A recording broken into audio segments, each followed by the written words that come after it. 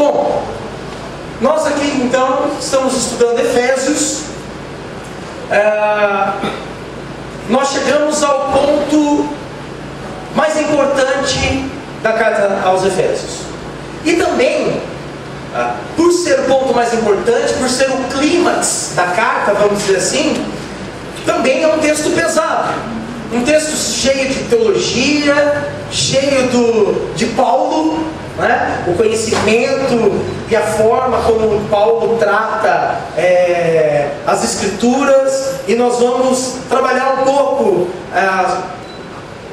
a primeira parte do capítulo 4, que são os 16 primeiros versos, ou os 16 primeiros versículos.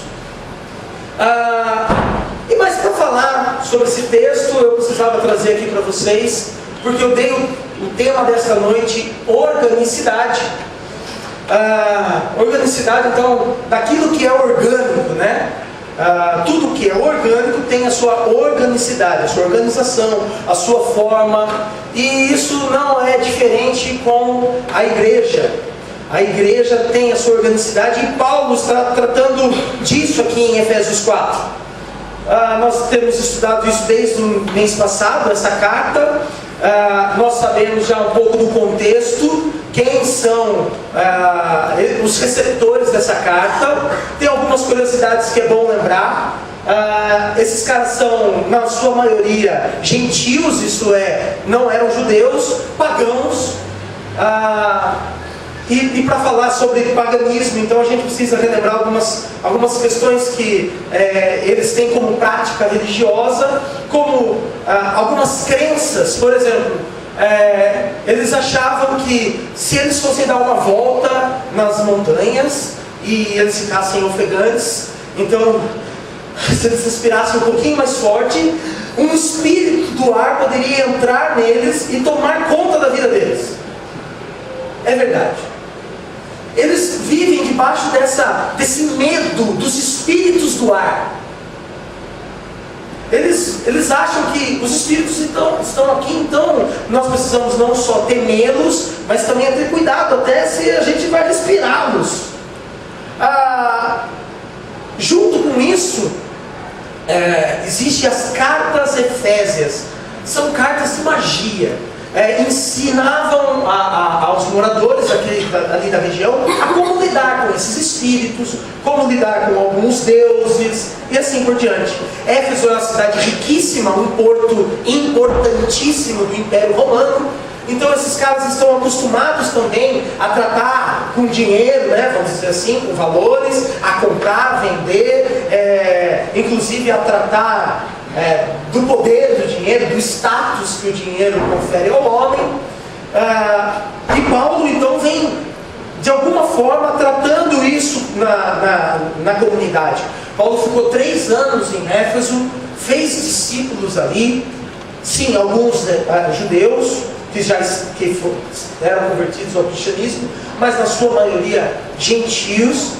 Esses caras ficaram sozinhos por 5 anos. Crê-se que não é uma comunidade, mas 4 ou 5 pequenos grupos, mais ou menos 50 a 80 pessoas. Em Éfeso é uma comunidade boa, que tem essa característica então do dinheiro, do poder, dos espíritos do ar.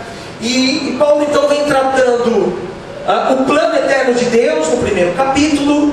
No segundo capítulo, Paulo trata sobre a nova criação, como é essa nova criatura a partir do Espírito, a partir da salvação em Cristo Jesus.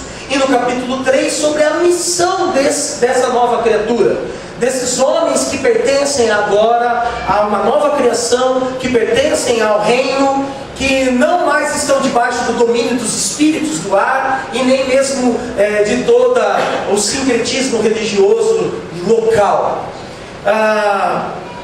E agora a gente chega então num momento em que Paulo transitou então do pessoal, tratando sobre vocês, depois sobre eu e vocês, sobre nós, e agora ele vem falar o que é que une esse nós. Por que é que a igreja se torna nós e não eu mais?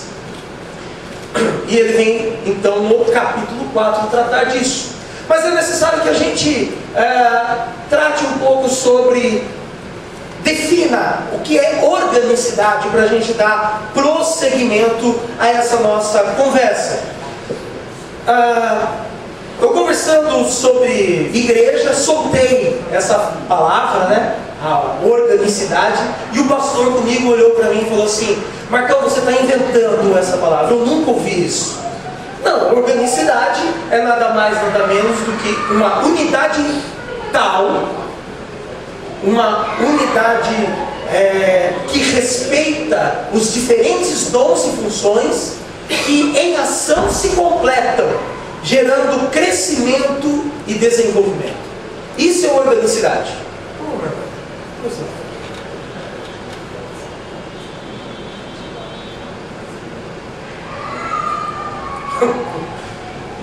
Proprietário de um Fox e de um Honda Fit, é isso?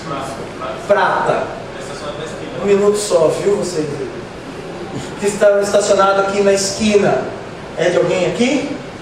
Fale já o cálice para sempre. O ônibus não consegue virar, né? Esse foi o Fox ou foi o Honda? Fox. Ah, tá certo, Lucas. Muito bem. Vamos voltar então. Onde eu estava? Ah, verdade. O que eu inventei. Uma definição que eu inventei. Isso. Bom, então a organicidade é uma unidade tal que respeita diferentes dons e funções. Esses diferentes dons e funções em ação, em conjunto, se completam. Isso é mutualidade.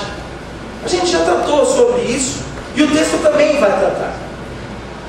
Então, dentro dessa ideia que está por detrás de Efésios 4, da organicidade, unidade, mutualidade, fiz uma pesquisa no Google, o mestre dos mestres, bati lá, unidade, ele me mandou essa fotinha, clássica. Se você quer falar de unidade em alguma palestra, você coloca uma foto dessa e todo mundo entende. Beleza?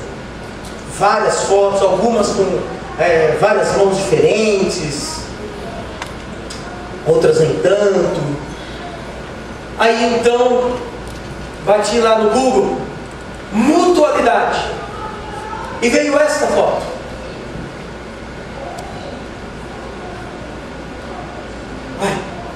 Qual a diferença então de unidade e mutualidade? Pouco mudou, nada mudou daqui.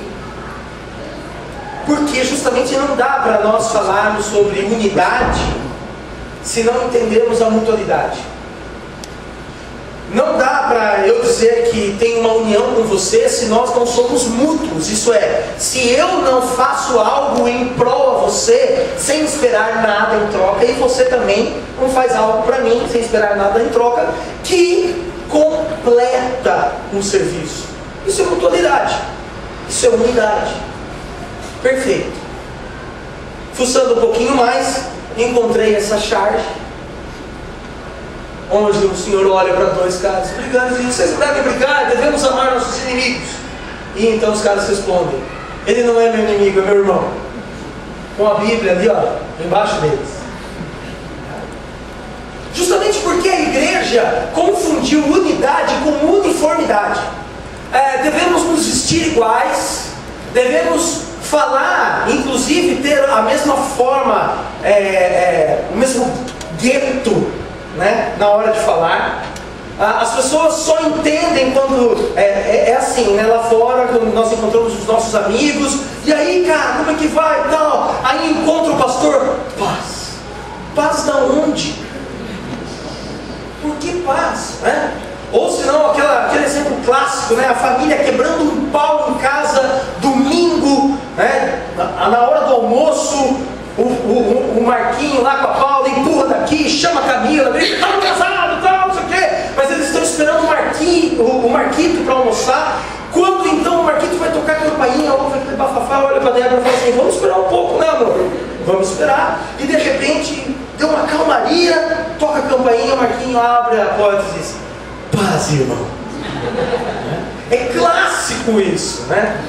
Isso não tem nada a ver com unidade, isso tem a ver com uniformidade.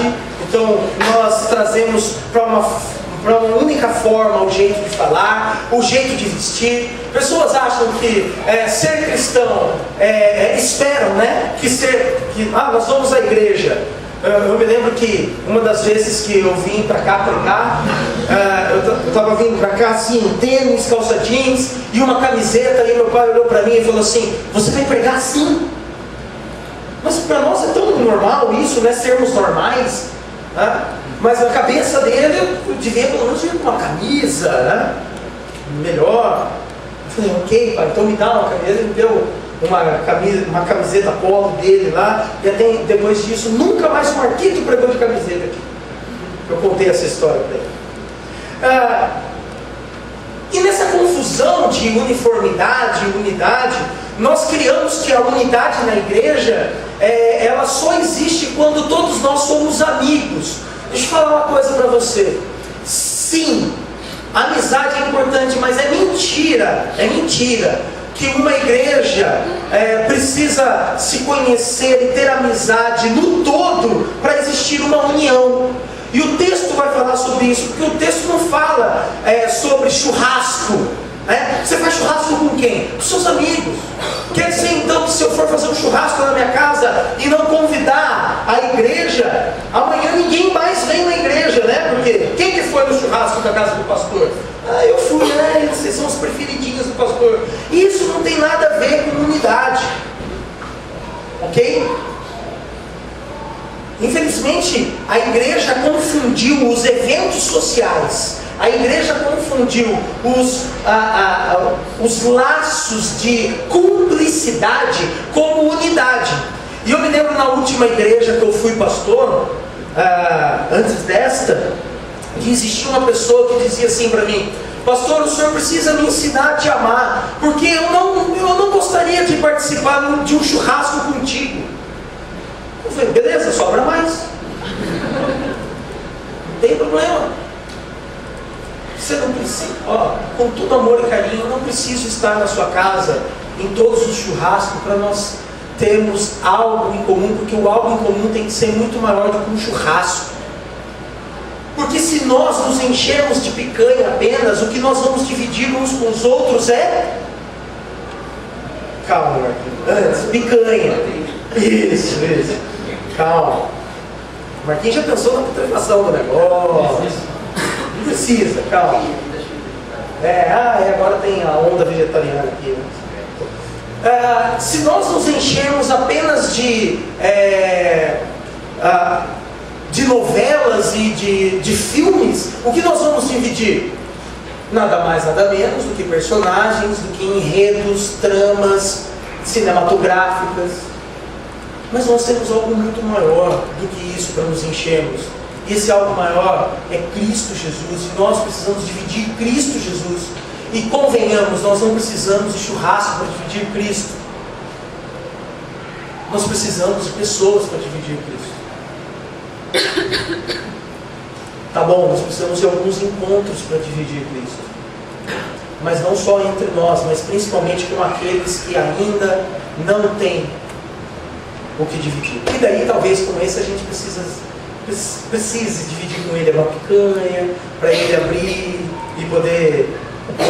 que bom estar aqui com você. E daí você então fala, dividir um pouco mais o evangelho com esse. Ok, perfeito. O texto vai tratar exatamente sobre isso. E o texto começa, Paulo lembrando que ele é prisioneiro, ele está em Roma, quando ele escreve essa carta. Paulo lembra também que ele está prisioneiro justamente por uma questão, falar do Evangelho, por uma caminhada, por uma vocação. E essa vocação é a mesma que a nossa, é a mesma que os receptores de Efésios. Então diz assim: como prisioneiro no Senhor, rogo-lhes que vivam de maneira digna da vocação que receberam. Qual é essa vocação? É ser igreja, é ser o reino de Deus. Sejam completamente humildes e dóceis. Paulo agora começa a dizer, a explicar um pouco quais são as características dessa vocação. Sejam humildes e dóceis, poderíamos ter traduzido também por humildes e mansos. Como os bem-aventurados. Quem são os humildes? São os que herdarão a terra. Eles são pessoas tão gratas por tudo que Deus tem dado, que eles já se acham completos. Não que eles não precisam de mais nada, mas eles não precisam passar por cima de outras pessoas para conseguir as coisas. Pelo contrário, o que Deus tem lhe dado, inclusive se parece pouco para o outro, não importa. É o que Deus tem dado. Que bom, obrigado, Senhor. Isso é a característica do humilde. A característica do dócil, o manso, segundo a bem-aventurança, é aquele que é chamado filho de Deus, porque de tão grato pelas coisas que tem recebido de Deus, ele não quer passar em cima de ninguém para alcançar o seu lugar na família de Deus. São essas as características que Paulo então traz para aqueles que receberam a vocação de ser chamado reino, igreja. O que já desbanca um pouco aqui no nosso contexto próximo. Pessoas que acham que por estarem na igreja já são mais especiais, por serem liderança de uma igreja são mais especiais ainda, já caíram por terra. Porque o que nós precisamos é entender que a vocação é única, ser reino, ser igreja, e que essas características nós compartilhamos de Cristo: humilde e dócil, manso, e sejam pacientes, suportando uns aos outros com amor. Suportar uns aos outros com amor não é apenas dar mais uma chance para o cara que é chato. Suportar um ao outro no amor não é fingir que está tudo bem com o cara que está ao lado, desejando-lhe a paz, né? Chegou o chato, paz. Não é isso. Suportar um ao outro com amor, essa palavra suportando seria assim: manter a cabeça em pé para resolver rápido os desentendimentos com outras pessoas. Estar pronto para se redimir, estar pronto para perdoar e ser perdoado. E ele completa essa introdução dizendo: façam todo esforço para conservar a unidade do Espírito pelo vínculo da paz. Nós sabemos que a paz, quem derrama sobre nós é o Espírito. Ela vem de Cristo Jesus. Mas Paulo chama a nossa atenção que precisamos nos esforçar para conservar a unidade, porque espírito faccioso, de divisão, de separação, pessoas que vivem na intriga, pessoas que preferem a oposição, não podem estar cheios da unidade que vem do Espírito, ou da paz que vem de Cristo. Vejam qual é o clima que está por detrás da igreja em Éfeso. Judeus versus gentios, com certeza, a ponto de um querer pegar o outro na pancadaria. A gente poderia traduzir essa introdução por uma frase, resumindo mais ou menos assim: o que Paulo quer dizer é: olha, eu estou prisioneiro porque o Evangelho moldou minha vida de tal maneira que a minha vida é atraente para outras pessoas. Isto é, o Evangelho molda a nossa vida. Essa é a vocação que recebemos. O Evangelho está para moldar a nossa vida de tal forma que a nossa vida seja atraente para outras pessoas. Paulo continua então e vem falar, exatamente esse é o centro do texto, quando ele começa a descrever então o que é essa unidade do Espírito. Há um só corpo e um só Espírito, assim como a esperança para a qual vocês foram chamados é uma só. Quem é o corpo? É a igreja. Quem é o Espírito? É quem une é quem guia, é quem revela a nossa vocação, é quem diz qual é o nosso lugar nesse corpo, e é quem mostra, quem aponta para nós um caminho de esperança. Paulo está querendo dizer nesse momento que somos parte do mesmo todo, guiados pelo Espírito, apontados à esperança da vida em Cristo Jesus. E ele continua: há um só Senhor, uma só fé, um só batismo. E toda a unidade que Paulo está até aqui trabalhando no texto em Éfeso se resume a essa frase: se nós não entendemos o senhorio de Cristo na nossa vida, se nós não entendemos a salvação pela fé, se nós não entendemos que fomos incluídos no reino através de uma confissão que Cristo Jesus é o nosso Senhor e Salvador, nós não estamos no mesmo barco. Paulo está querendo dizer que a unidade, o que une, o que é maior, o que deve ser maior entre nós, não são quantas vezes nós estivemos nos churrascos juntos, e sim, se Cristo Jesus é o Senhor da nossa vida. Se acreditamos que fomos salvos pela fé no Filho de Deus, e se acreditamos que fomos incluídos no reino, porque confessamos que o Senhor Jesus é o nosso Senhor e Salvador.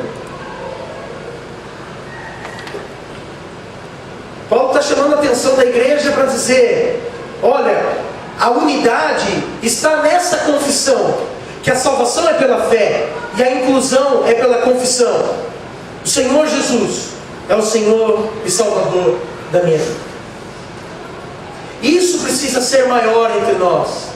E isso precisa ter um impacto tal na minha vida, na sua vida, a ponto de nos moldar e trazer uma novidade de vida tal, para que as pessoas ao redor se sintam atraídas por Cristo através de nós. Eu falei que esse texto era um tanto pesado.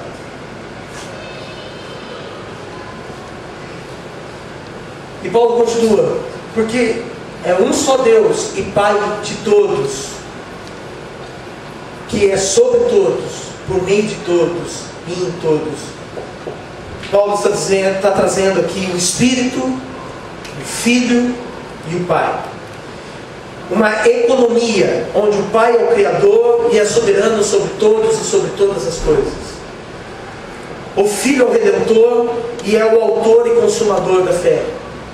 E o Espírito é o Consolador que guia cada um de nós e guia a igreja, o corpo de Cristo, no caminho de esperança até a volta de Cristo Jesus. Ok? Dentro dessa unidade, então, se nós entendemos isso, e isso faz parte da nossa confissão, se então entendemos que isso é maior do que os churrascos que nós podemos fazer juntos, e mesmo se estivermos num churrasco juntos, nós precisamos entender que a nossa conversa e os nossos momentos juntos dividirão essa confissão que Jesus Cristo é o Senhor da nossa vida. Paulo então traz que a cada um de nós foi concedida a graça conforme a medida repartida por Cristo. Quem é cada um? E o que a cada um foi dado? Paulo está dizendo que Jesus dividiu a graça presente, deu um presente para cada um de nós. E esse presente não foi por merecimento, mas aprove a Cristo distribuir esses presentes. E cada presente é diferente um do outro, é particular, é pessoal. Existe uma responsabilidade sua, minha, ao recebermos a salvação e o dom no Espírito Santo de Deus, de cuidarmos e desenvolvermos esses dons, esse presente. E Paulo então traz aí uma cena, e eu vou precisar ganhar um tempinho aqui para explicá-la para você, para a gente entender aonde ele quer chegar com essa divisão pessoal do presente que Jesus Cristo deu a cada um de nós e que somos responsáveis por ele. Por isso que foi dito, quando ele subiu, em triunfo às alturas, levou cativo muitos prisioneiros e deu dons aos homens. Que significa ele subiu, senão que também descer às profundezas da terra? Aquele que desceu é o mesmo que subiu acima de todos os céus, a fim de encher todas as coisas. Paulo está trazendo aqui uma cena através de uma tradução do Salmo 68, versículo 18. Se ele tivesse citado o Salmo 68, 18 aqui, literalmente, isso estaria na sua Bíblia em destaque. Mas ele fez um jogo de palavras aqui. Ele fez uma tradução diferente do Salmo 68.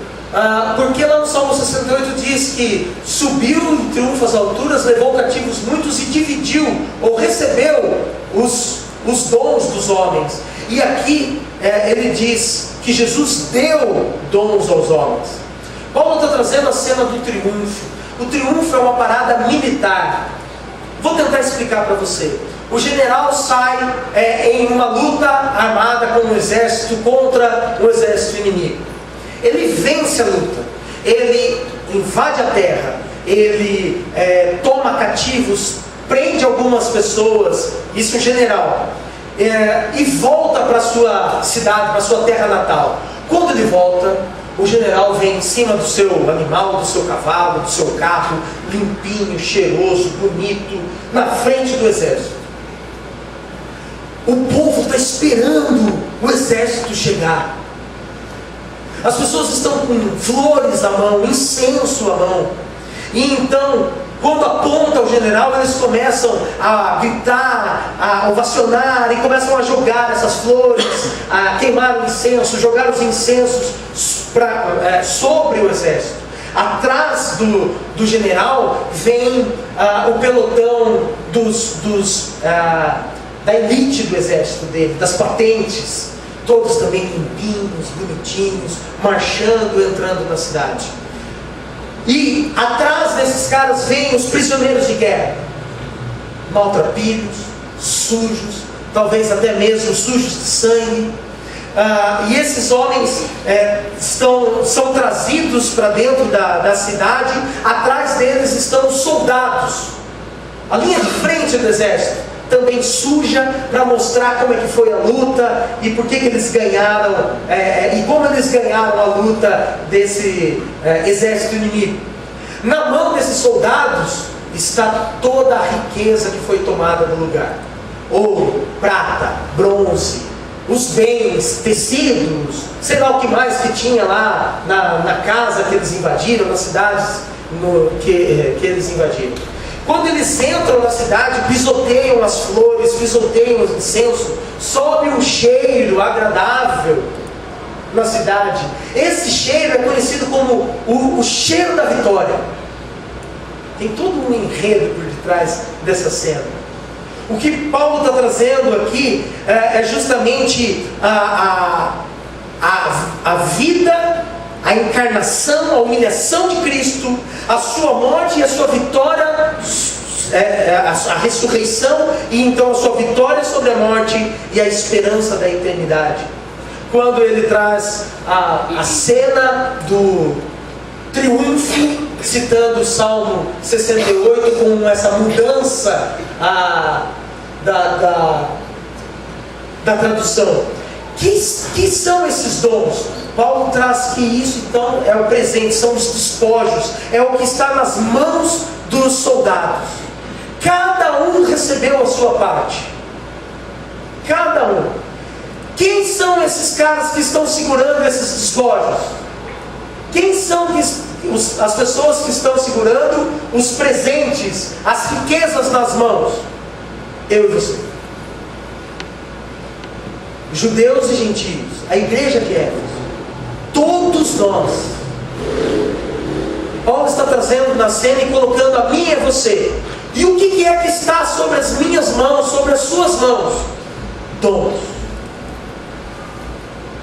Paulo então está dizendo que Jesus Cristo dividiu os dons entre nós, entre a igreja. Não importa por que tal dom foi para você e não veio para mim, e por que tal dom veio para mim e não foi para você. O que importa é que não existe dom maior, dom melhor, dom menor, porque os dons devem se completar, porque os dons devem, na verdade, servir as pessoas.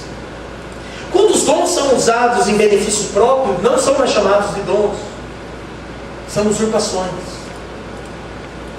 Quando os dons são usados a benefício próprio, nós roubamos. Nós roubamos do próprio Deus, nós roubamos da igreja.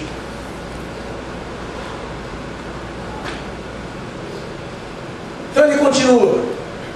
E ele designou alguns para apóstolos, outros para profetas, outros para evangelistas e outros para pastores e mestres. Paulo chama atenção aqui para a liderança da igreja. Olha a liderança. Vocês foram chamados especialmente para um propósito. E eu quero chamar a atenção da liderança da igreja. Quem é a liderança da igreja? Não são só os pastores, os presbíteros, os diáconos. São todos aqueles que ensinam as crianças. São todos aqueles que discipulam os que chegaram, discipulam aqueles que são novos na fé, que dirigem os pequenos grupos, são responsáveis por outras vidas, que abrem a Bíblia para expor. Essas pessoas, o texto diz, foram chamadas por Cristo justamente para o fim. Qual é o fim? Preparar os santos para a obra do ministério. Quem são os santos? Toda a igreja.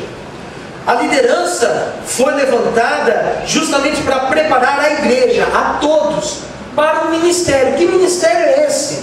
A missão de levar Cristo Jesus a outras pessoas. Paulo traz aqui o sacerdócio universal. A liderança é levantada para uma responsabilidade. E eu estou trazendo isso para todos vocês. Eu não estou falando só para a liderança, porque cabe também a nós, que não somos liderança, permitirmos que aqueles os quais Deus levantou como líderes sobre nós, cuidem de nós. Sejam, inclusive, aqueles que instruam, ensinem e cuidem do nosso coração, para que nós possamos nos preparar para falar de Cristo a outras pessoas. A liderança foi levantada para que o corpo de Cristo seja edificado, para que a igreja cresça. E cresça como? Na unidade da fé e no conhecimento do Filho de Deus. Para quê? Para que cheguemos à maturidade, atingindo a medida da plenitude de Cristo. Maturidade e plenitude de Cristo poderia ter sido traduzida para uma vida cheia de Cristo Jesus, ou para que cheguemos à maturidade cheios de vida, cheios de intimidade com Cristo Jesus. Essa é a maior função da liderança dentro de uma igreja. E essa é a nossa função como igreja, deixar sermos cuidados por aqueles que Deus levantou como nossos líderes, para que também sejamos cheios de Cristo, para que então possamos confessar que o Senhor Jesus é o nosso Senhor e Salvador, que há um só Senhor, uma só fé, um só batismo, e podemos falar de Cristo Jesus com completa intimidade. E agora vem a segunda parte do texto, a última, a conclusão, onde Paulo fala pessoalmente para cada um de nós sobre o que é essa maturidade. O propósito é que não sejamos mais como crianças, porque as crianças são levadas para qualquer lugar pelos adultos, ok? Levados de um lado para o outro pelas ondas, nem jogados para cá e para lá por todo vento de doutrina e pela astúcia e esperteza de homens que induzem ao erro. E estas duas palavras aqui, na astúcia e esperteza, o sentido no texto original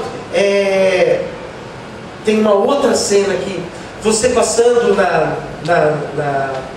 no Império Greco-Romano da época, homens estavam nas ruas, principalmente lá em Éfeso, jogando no tabuleiro, aquela brincadeira da bolinha embaixo do copo, ok? E todo mundo sabe que aquilo é trapaça, mas todo mundo para ver, porque o sentido existe um desafio, saber aonde o cara colocou aquela bolinha. Eu não quero saber. Existe lá em Éfeso também jogos de dados, onde tem uma banca e um cara sobrando um dadinho aqui e jogando. Ao redor dele um monte de gente comprada, fingindo que está apostando, para eu que estou jogando dado apostar ainda mais, porque todo mundo ganhou. E o dado viciado, e o dono da banca fica com o dinheiro. O que é isso? Engano. Paulo está dizendo que os imaturos na fé são como as pessoas que param para ver esses jogos. Eles sabem que estão sendo enganados, eles gostam disso. Mas Paulo está falando também sobre a atitude dos caras que enganam. Esses caras são ladrões. Porque quem engana, toma do outro. Quem engana mente e é filho do diabo. A imaturidade faz com que olha só o contexto em Éfeso. Esses caras que tinham até ontem a ideia de que se respirassem mais fundo um pouco, um espírito poderia entrar na vida deles e tomar a vida deles. Aí eles ouvem que tem um cara que prega o evangelho, que inclusive orou e algumas pessoas foram curadas, ouviu sobre libertações, e essas pessoas passam a seguir Paulo e os seus discípulos. Passado um tempo, a contaminação pelo judaísmo, a tentativa de trazer os cristãos novamente ao judaísmo, os judaizantes tentaram entrar na igreja cristã e foram um dos inimigos a Paulo, Pedro, ali a igreja do primeiro século. E muitos desses tentaram fazer a igreja ser Jesus e mais alguma coisa. Mas a salvação é só por Jesus. Quando é Jesus e mais alguma coisa, chama-se idolatria. Jesus, o que é mais essa alguma coisa? Jesus mais, no caso dos judaizantes, Jesus mais como chama? Circuncisão. Estou aqui, né? Obrigado. Jesus mais circuncisão é salvação. Não, isso é idolatria. Por isso, um só Senhor, uma só fé, um só batismo. Jesus mais alguma coisa é idolatria. Mas Jesus e menos alguma coisa também é idolatria. Ou melhor, libertinagem. Jesus menos transformação é libertinagem. Venha como está e permaneça como está, é libertinagem. Venha que Jesus aceita seus pecados, é mentira. Jesus aceita você, não seus pecados.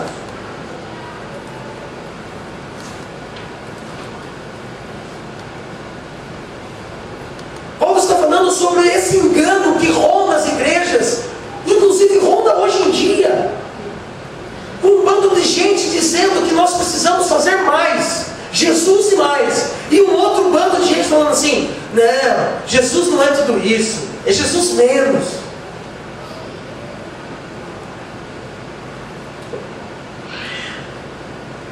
O que Paulo falou até agora é que nós precisamos, e daí ele continua, porque aqui é a conclusão, é um resumo de todo o texto. Daí alguém então perguntou: por que você só não pregou esses textos? Eu queria pregar tudo. Antes, seguindo a verdade em amor, cresçamos em tudo naquele que é a cabeça, que é Cristo Jesus. Ninguém cresce naquele, a não ser que queira ser Ele. Ok? Eu desejo não tomar o lugar de Jesus, mas ser como Ele. Imitar imitar, ganhar intimidade. Isso é seguir a verdade em amor. É assim que nós crescemos em Cristo Jesus, a cabeça. A busca, Paulo está dizendo então que a maturidade leva ainda a um aprofundamento da intimidade com Cristo. E se nós temos uma novidade de vida, adentramos e sentamos todos os domingos aqui nesta igreja, ouvimos o Evangelho e ainda não aprofundamos a nossa intimidade com Cristo Jesus, e nem mais um pouco a nossa vida foi moldada em Cristo, cara, eu quero te dar uma notícia ruim. Talvez você seja como crianças levadas de um lado para o outro, ou pessoas que gostam de ser enganadas. E talvez quem está te enganando é você mesmo, dizendo que você precisa de um Jesus menos ou de um Jesus mais. E cara, isso na igreja foi tão sério que eu cheguei a ouvir de um líder um dia: o meu sacrifício é estar na igreja todo domingo.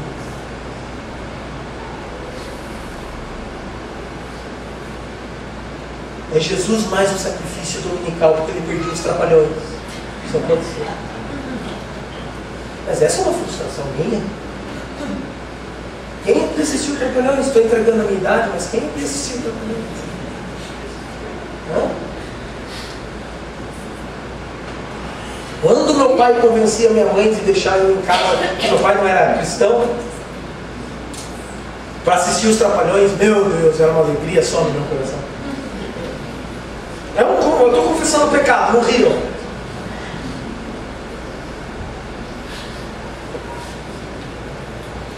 E Paulo termina então, versículo 16: dele todo o corpo. Dele quem? Jesus. Todo o corpo. Quem é o corpo? A igreja, nós, ajustado e unido pelo auxílio de todas as juntas. Quem são essas juntas? Os dons, a graça, o presente que Jesus repartiu, que cada um recebeu, pessoal, que não é melhor e nem maior um do que o outro. Se existe alguma coisa maior, é o peso que nos divide, só.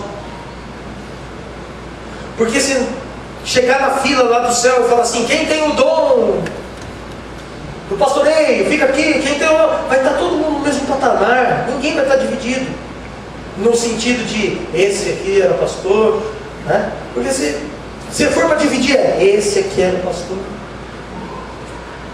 porque é o pior de todos. Eu estou falando sério, eu sei do que eu estou falando. Estou mentindo?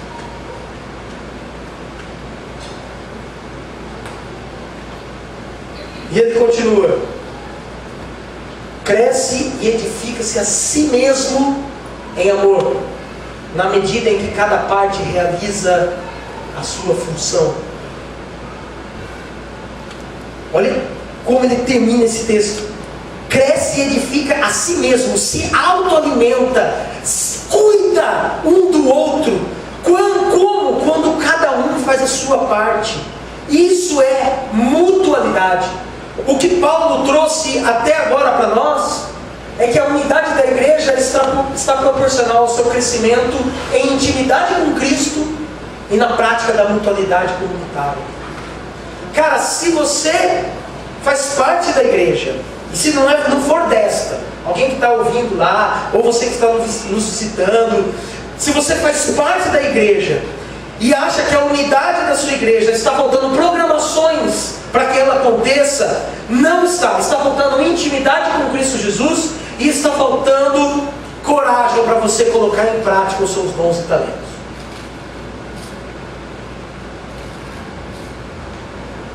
Está faltando ousadia, como é a palavra do grego lá. Ousadia quer dizer dizer falando. Falar, ousadia.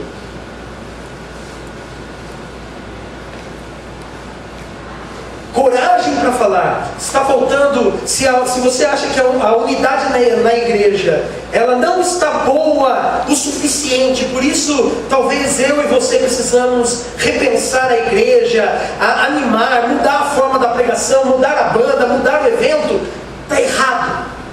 Nós precisamos mudar a forma de como temos nos comportado diante de Cristo Jesus. Nós precisamos mudar a forma do nosso relacionamento com Cristo e mudar a forma de como temos praticado os nossos dons e talentos aqui. Quando eu falo aqui, não só neste lugar, mas os dons e talentos operam também fora daqui. Ninguém é pastor na igreja e fora é só um fisioterapeuta. E o Marquito, então? Fora é nada.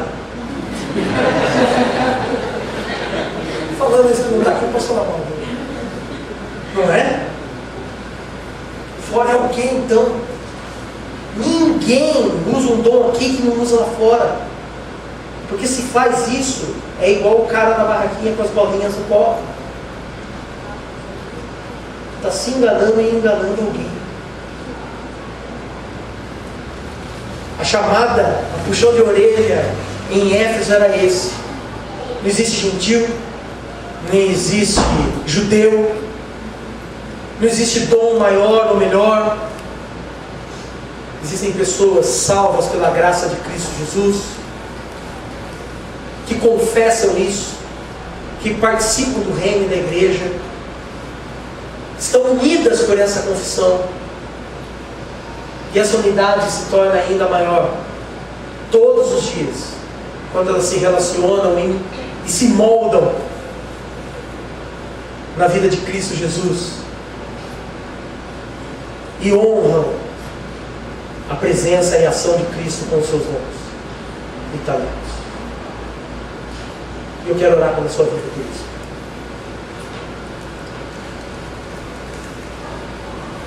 Pai, nós sabemos das nossas limitações, das nossas dificuldades e de quão longe estamos de sermos plenos na Tua Palavra, na unidade, na mutualidade que vem do alto. Ou melhor, que tem como exemplo o que vem do alto. Nós clamamos que o Espírito Santo do Senhor, soprado sobre nós, venha agir a partir de mim, da liderança desta igreja, e que nós sejamos moldados e sejamos cada dia mais parecidos com Cristo Jesus,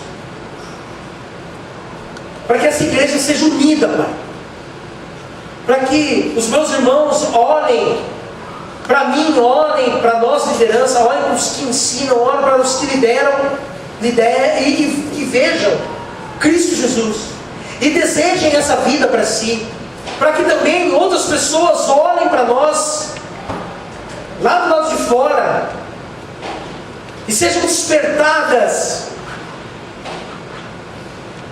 no Teu amor, no Teu fazer, no Teu operar. Cuida de nós, cuida da nossa união em Cristo Jesus, que não nos esqueçamos do sacrifício de Cristo na cruz, e que não nos esqueçamos, ó Deus, de maneira alguma, procurar desenvolver o presente que o Senhor nos deu, que são os nossos dons. Na oração, nas ofertas, no pastoreio, no serviço, nos aconselhamentos, qualquer que seja o nosso dom.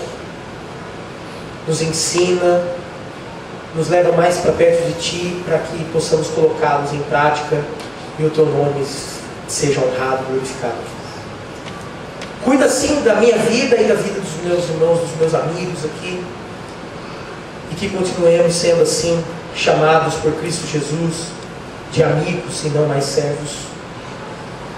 E dia após dia, venhamos ouvir a Tua voz e praticá-la, através da Tua palavra, do nosso relacionamento contigo. Cuida da nossa semana, dos desafios que temos, para que todas as nossas atitudes, para que todas as nossas palavras estejam encharcadas do Evangelho, estejam encharcadas da tua vida, Cristo Jesus.